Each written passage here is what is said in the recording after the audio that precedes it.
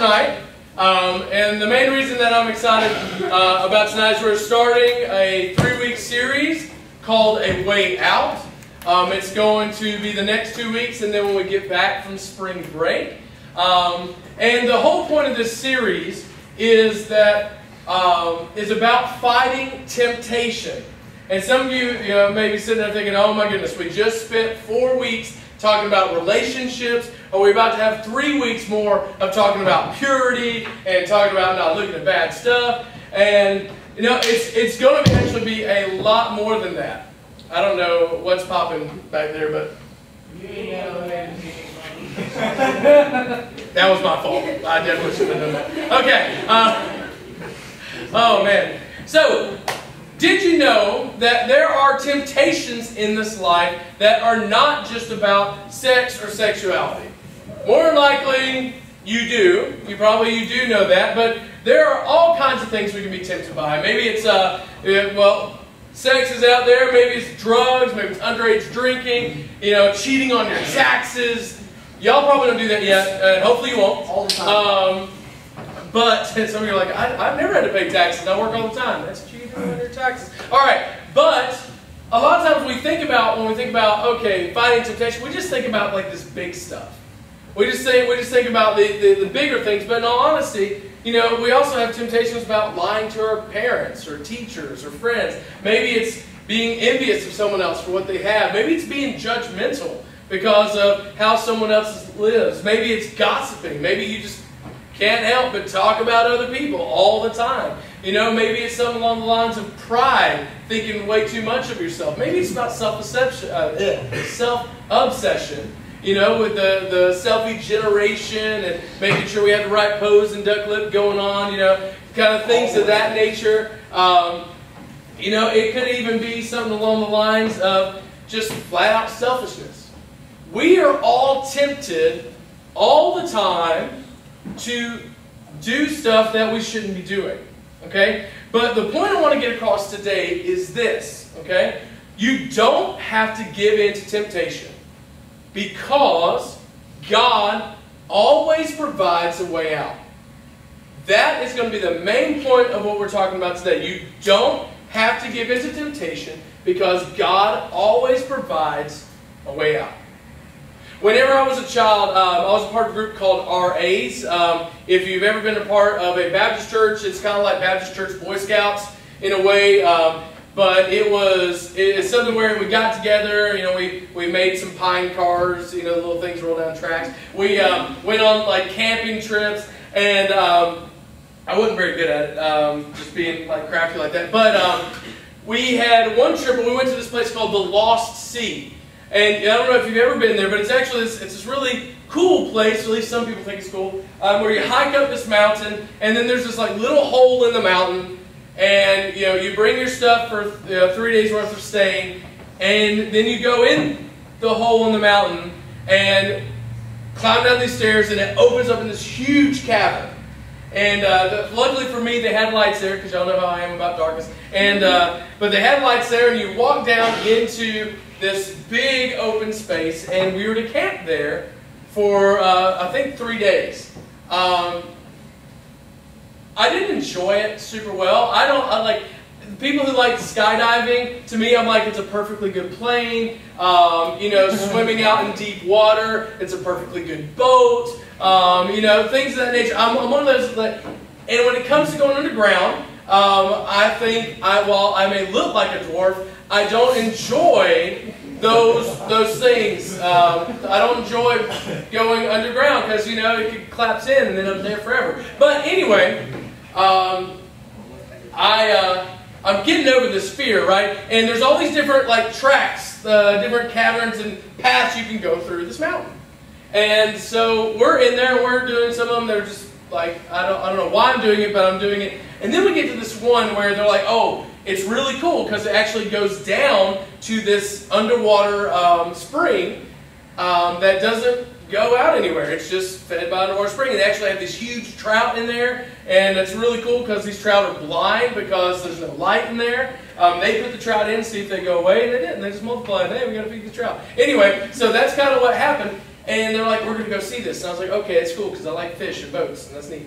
And so we're walking down this path to it, and the path is called Fat Man Squeeze. Most of y'all probably haven't seen younger pictures of me, but I was not always this tall, but I was generally wider. Okay? So my girth was something that has been with me my whole life. My height, if you call it that, is not. But whenever I was, at this age going down, I was still a chunk of a little kid. And we're going down this space that gets narrower and narrower and narrower. And I'm not in the front and I'm not in the back. I'm kind of in the middle. Okay? And so it's getting tighter and tighter. And I'm kind of walking and then doing this number here. And let's just be honest. Like on the outside, I was like, this is fine, this is cool. On the inside, I was like, ah! Right? I'm not that I'm a claustrophobic, but I don't like being confined in small spaces. So I was sitting there, and there was no way I couldn't go left. I couldn't go right. I really didn't have an option of going back because like 10 other boys were like, hey, go on, man, you know what guys do, right? And I just had the option to go forward because the little skinny guy in front of me was fitting fine, right? And so I had to go forward. Sometimes I think we look at temptation like this. We get in this rut, we're going and like, oh, we're getting tempted to do something that we really shouldn't do. But now you're kind of like, oh man, you really thought about it now. And now you're kind of on this track heading towards doing something that you know to be wrong. And you feel like that I can't stop.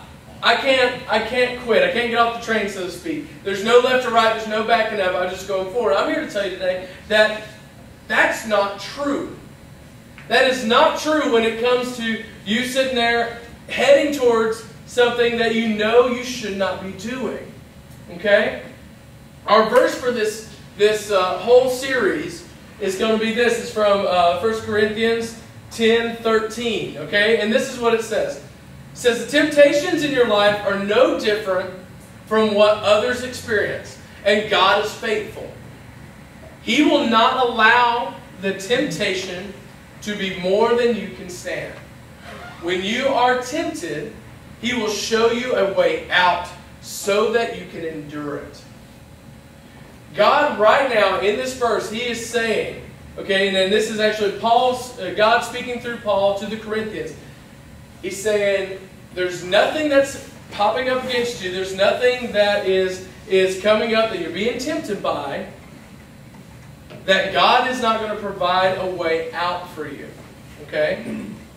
Now, if we're going to fight temptation over these next couple of weeks, we got to kind of have a definition for temptation. And this is it. Temptation is anything that promises satisfaction at the cost of obedience to God. Okay? Temptation is anything that promises satisfaction at the cost of obedience to God. Alright? And if we look at it along those lines, if you're not a follower of God, if you're not a Christian, this stuff doesn't actually, it applies to you in the sense of God will provide a way out. But if you're not following God, then you're probably not going to know what being disobedient to God is. But for those of us who are following Christ, okay, anything that promises us to be satisfied that's not in line with what God is saying we're supposed to do. Okay? So, 4 truths about temptation. That's our definition we're talking about. 4 truths I want to cover tonight, and then we'll be done. Okay? And I think these are important because honestly, in my life, I didn't know these all the time. Okay? And I think this is an important one. The first one says this, okay? It is not a sin to be tempted. Okay? It's not a sin to be tempted. Our verse, Hebrews 4:15, says this. It says, For we do not have a high priest who is unable to empathize with our weakness, but we have one who has been tempted in every way just as we are, yet He did not sin. In Hebrews, this is basically a letter to the Hebrews, and they're talking about Jesus. They're saying Jesus is not this high priest who is, unable to relate with how we feel, right? Like, for all you people in band, I cannot relate to how it feels, the pressure when you're on the field at competition, whenever, you drove, most of the night, it's crazy, the lights are up, you're trying to get superior. Yes. Trying to get superior, and when you got to be careful when you talk about things you don't fully understand. So I can't sit here and be like, oh man, I know how you feel. I can't do that. I quit band in 7th grade because I was horrible, right? It was bad stuff, man. But I was saxophone, go saxophone. Anyway, but I can't relate to that.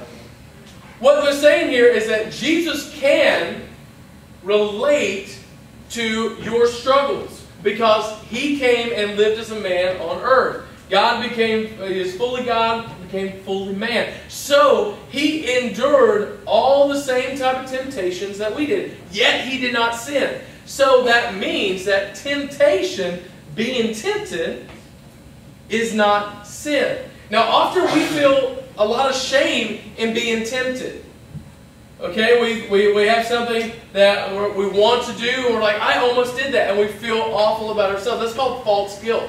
Whenever I was a kid, I went on a lot of youth trips because I was a youth pastor's kid, and then I was a pastor's kid. So I got to go on a lot of trips. And there's this one particular trip where the guys, a small group, probably about 20 of us, about 10 and 10, and as far as girls and guys. And the guys wanted to prank. Now, y'all know me. I'm not a big prank guy. I don't like it. I hate getting pranks on me, and I hate getting in trouble. So there's a lot of issues there with pranks. And but I was kind of included because we were all doing this. And so their job they gave to me, and this is what you always give to the person who's unsure. You're the lookout guy, right? That's what I was. They're like, you're going to be the lookout guy, and my job was to go and look to make sure that none of the girls were about to come out of the cabin because they had like this little, I don't know, like Wildcat fireworks, a little 8-pack, like pow, pow, pow, pow, whatever those are. They're firecrackers, but I forget what the actual name of the small set is. Anyway, that's what they had. Do you know? Black Cats, that we're going? See, I got to be more dubious so I can be better at the stories. All right, so anyway. So listen up. So what I do is I go around to make sure that they aren't about to come out. They're like, that's your job. And I'm like, okay. So I go around and I go to make sure that they're not about to come out of the cabin. And whenever I look in the cabin, one of the girls was about to change clothes. And I pop my head in, I jump down, I was like, oh my goodness. I'm not going to lie, there was a part of me that wanted to get back up and look through the window. They hadn't seen me. There was a part of me that wanted to do that. But I got down and I got out of there. And I went back and I said, they're in there. I don't know if you should do it right now. But they're in there and all that. And I felt horrible. I felt horrible because it was like I was tempted. I wanted to get back up and look back through that window. Okay, and just to end that story, they lit them, and then we got lit up by the counselors. So don't do pranks. But I remember I was just, for the rest of that trip, I was beating myself up because I was like, I can't believe I wanted to do that. I can't believe that I was being tempted by this. And I pulled aside one of the adult leaders, and I told him what happened. And I was like, here's what happened. I just explained it like I explained to you. And the leader looks at me and they go, okay, first off, it's never a good idea to look into a girl's cabin, ever, ever, ever, ever, ever. No, that's wrong. Don't do that. Second thing they said was that you didn't look. You didn't go back and give in to the temptation. You didn't commit the act. You were just tempted. And while I'm not condoning getting close to sin or getting close to something you're not supposed to do, you should consider it a victory because you didn't give in. No one would have known. No one would have known if I popped my head back up and looked. But I didn't give in. And that's, the person told me that. Said that is a victory. A lot of you are in this space right now. You feel you're being tempted. Maybe you're being pressured. by a significant other to do things you don't want to do. Maybe you're being tempted by your friends to just sit and gossip all day long. Maybe you are sitting there going, you know what? I just really want to disobey my parents so bad right now. And you sit there and you start beating yourself up because, wow, I've been tempted to do that. Being tempted is not a sin. We don't need any false guilt in here where Satan's just bringing you down because of things that you may have done, but you did not do. Okay? So that's the first part. Second part is this. You are never above temptation. Okay? You are never above temptation. The verse before our main verse for this, 1 Corinthians 10:12, says, if you think you're standing strong, be careful not to fall. Generally, for those who don't know, whenever we have like a pool party, we have some event where we're around water but you're not supposed to get in it. Generally the person who is like the most confident that they have complete control of their nimbleness and their ability to dodge things are the people who end up falling in. Why? Because they don't believe that there's a possibility that they can trip and fall around the pool. Okay? They don't believe that they know like they're a ninja. And they can just jump over the edge and be fine. They won't get sidetracked. They won't whatever. And they end up falling in. Okay? It's the same way with temptation. God will attack you in your weaknesses. I mean, not God will, excuse me. Satan will attack your weaknesses true. Right? If you're like me and donuts are your weakness, Satan, brings them up all the time. But there's also attacks coming on your strengths. Areas you don't think you're going to have any trouble with. Right? Maybe for you, you're like, man, I know that I'm not going to fall to pride. Generally, if you actually say that comment, then you're already there. Okay? Just so you know. Or you sit there and you go, you know what? I am never going to steal anything. That's never going. For an example, not about stealing. A different example. When me and my wife were after we got married and we did premarital counseling, we did a little postmarital counseling, and one of the things that we talked to each other about was that we did not want to ever cheat on each other. You may think, duh, right? You may like who says they want to? Goes in the mirror and says, "Hey, I hope this lasts a couple of years, and then I'm gonna start shopping." No one says that. But we went in going, okay, we need to talk about this. We need to talk about how we're going to make sure that we don't jeopardize our marriage. So how do we do that? We know that any person is capable of committing an affair. Anyone. No one's above doing that. So what do I do to prevent it? So we talked about, how do we work with coworkers? Where do we spend our time? What are our rules as far as what you can see that I have and what I can see that you have? Heads up, she can see anything I have. She knows all my passwords. She knows all my everything. You can get on everything. This is stuff that we put in there because whenever you say, that won't happen to me, although it sounds cliche, it very can happen to you because you won't be looking for that to come. Alright? So whenever you're sitting there thinking about it, you are never above temptation. Alright? Number 3. God will never tempt you. Okay? God won't tempt you.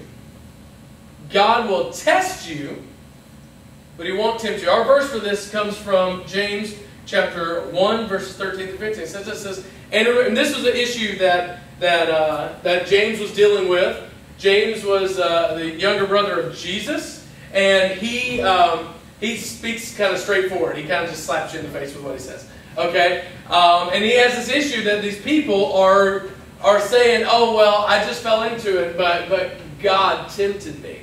This is James's response. He says, and remember, when you are being tempted, do not say, God is tempting me. See, very straightforward.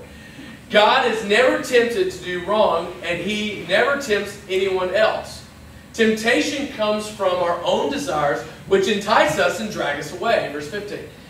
These desires give birth to sinful action, And when sin is allowed to grow, it gives birth to death. James is basically saying this. He's saying, God's not tempting you. You're tempted by your own desires, okay?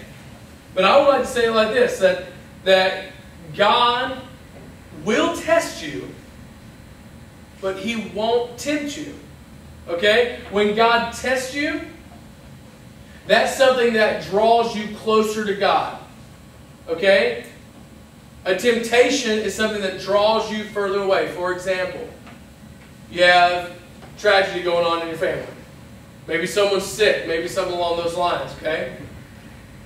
In that moment, it's an opportunity for you to draw closer to God. Okay, I'm going to rely on you, God, in this bad time. Okay, God, my parents are getting divorced. I'm going to rely on you in this time. I'm not saying that God created those things, but in those trials, in those tests, in those things that come up, what it does is it provides a time for you to rely on God that much more. Temptation does the opposite. Temptation says, let's get as far away from God as possible. It says, I'm going to draw you away. I'm going to draw you to selfishness. I'm going to draw you to something that gives you pleasure. I'm going to draw you to something that gives you satisfaction and not from God. All right? Number 4 says this. Okay? There is always a way out. There's always a way out. Now, I know what you're thinking right now. Some of you thinking like, always a way out? Always? I'm pretty sure the last time I gave into temptation, I didn't see one way out. I felt like I was falling off of a building and like there's no way out. You're just going down. That's what it felt like. Our verse, we're going to go back and we'll read it again from 1 Corinthians 10:13. He will not allow the temptation to be more than you can stand. When you are tempted, He will show you a way out so that you can endure. What it does not say in there is that God will force you to take the way out. It doesn't say that. It doesn't say that, God provides a way and you will always take it. No, you have to take the way out. If you're driving on 95 and you want to go to Macon, you have to choose to take the turn off of the road and go that way. But there is a way provided. And you know what? Even if you miss that turn, there's going to be another way that you can get off of the road and get over to that point. God provides a way out. For example, if you're sitting there, and we'll go back to my donut example, okay? Let's say I can't control whenever donuts are there. Hypothetical. I may be going to church where they have donuts all the time. All right? Working youth ministry, there's like, oh, we need desserts, cookies or donuts. Sometimes cake. Okay? So, all are great. But, anyway, so I'm coming to this area, okay? And I'm a youth, all right? But maybe say I'm going home and they're in the kitchen because my mom's a baker. Yeah, a baker. So, she has them ready. When I come home, I can have some options. You know what? A way out might be God reveals, hey, don't go through the kitchen. It's not even on the way to your bedroom. It's not on the way in the living room. It's in the back part of the house. Don't go through the kitchen. God may also provide something along this line. It's like, oh, you know what? Oh, man, someone just called me. They want me to hang out. I was about to walk in the kitchen. Well, let me go hang out. It may be something along the lines that you come in, and then your mom comes in like, hey, I thought you were cutting back on the donuts. Maybe that's a reminder that that's another way that God's giving you another thing. Maybe in the end that God's saying in your head, okay, maybe you should tell your mama to lock up the donuts. These are all examples of ways out that are given. Of course, generally we're probably not dealing with donuts. Let's talk about like with dealing with sexual temptation. All right, let's say, we'll just take pornography for example. Okay, let's say your phone is your device that is where you fulfill your temptation most often. Okay? So you're like, oh man, you know what? About 10 o'clock I know that's when it hits. I know that's when I feel like I'm falling off the skyscraper and there's no left and right, there's only down. Maybe God puts it on you, man, you feel really tired tonight. Maybe you should go to bed earlier. Maybe it's something along the lines that God sits there and brings up, someone brings up in class about, hey, you know, I started charging my phone in the living room. I started leaving it out there. Maybe it's something along the lines that you go, you know, God brings up in your head a verse about, you know, that you don't need to worry about. Maybe God brings up in your head that no temptation, you know, has come your way, that He hasn't provided you a way out. Maybe that's your way out. You got to be looking for it. If we're not looking for our escape route, then you're not going to find it. You know, it's not going to happen. If you're totally just honed in on whatever it is, maybe it's gossip. Maybe you're just a horrible gossiper. Gossiper? You're one who gossips. Anyway, I don't know. Yeah, I got some head nods from out there that gossiper is a word. Okay, I got to check. You know, so you can't stop from gossiping. Okay. Maybe you're sitting there and you're in your class, you're about to go to walk to lunch. You walk with this group of people who are just like yak, yak, yak, yak, yak, about so-and-so, yak, yak, yak, yak, yak, and the prom, yak, yak, yak, yak, and so-and-so couldn't bench, yak, yak, yak, yak, yak. All right? And that's how they sound, like yak, yak, yak. Anyway, so maybe you're sitting there and you're like, I normally walk with them, but so-and-so drops his books. And it scatters all over the place. You're like, okay, I can either go with people. Maybe this is an opportunity that God has given you to step out of the temptation that you're trying to avoid. The whole point is that God provides a way out for you. No matter how big the temptation, no matter how many times you've fallen into it before, God says, okay, I'm going to provide you another way out. But you got to take it. You got to have the courage to go, okay, I don't want to do this, God. I'm looking for you to provide a way out. For some of you, it may be that you're going, okay, God, if you're real, you need to provide me a way out. I don't want to do this anymore. Maybe it's with drinking. Maybe it's with drugs. Maybe it's with, you know, with your girlfriend or boyfriend. Maybe it's something along the lines of, you know, you're just depressed and you're sad. And you go, okay, God, if you're really there, provide me a way out. We all know that, well, maybe we don't. God did provide us a way out of us not being in a relationship with Him. The reason that we have these ways out, the reason that we have what we do, the reason that we're here today, as Caleb so eloquently pointed out, the reason that we're here is because of the resurrection of Jesus, because Jesus came and He died for us. Right? And not only did He die for us, He rose again, and that wiped out all the sin. And He said, okay, you know what? All you got to do is follow me. And I'll wipe away that sin. We'll deliver you from that. We'll set you free. And for a lot of us in here who've made that decision, it's not a one-time thing that we go, okay, I've accepted Jesus. Why am I still being tempted? Jesus was tempted. And He didn't do no wrong. We're going to be tempted, but our God is stronger. And if we look to Him, if we look to our God, He is going to provide a way for you to get out. Will you pray with me? Father God, I thank You. I thank You for providing a way out for us each time. God, I know that for some of us in here, we're dealing with issues and temptations that we don't understand, that we don't want to give into, but we're afraid we can't help but give into. God, I pray that You open our eyes to a way out. God, I pray that You open our eyes to see that other direction that You want us to go. God, I pray that when You reveal that You give us the courage to follow it. That You give us the strength to stand up and to take the step away from what we're heading towards, and knowing that we're not stuck. That it's not impossible, but with You, God, everything is possible.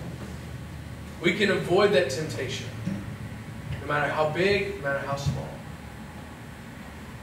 God, I pray for those in here tonight who are really struggling with knowing that You're there for them, in temptation or in otherwise. God, I pray that you reveal Yourself to them. And God, I pray that for all of us that we rely on You more.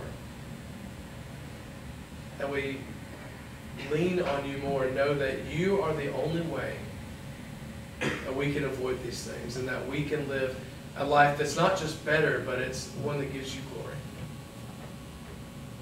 Help us to do that, Lord. In your name, Lord Jesus, I pray. Amen.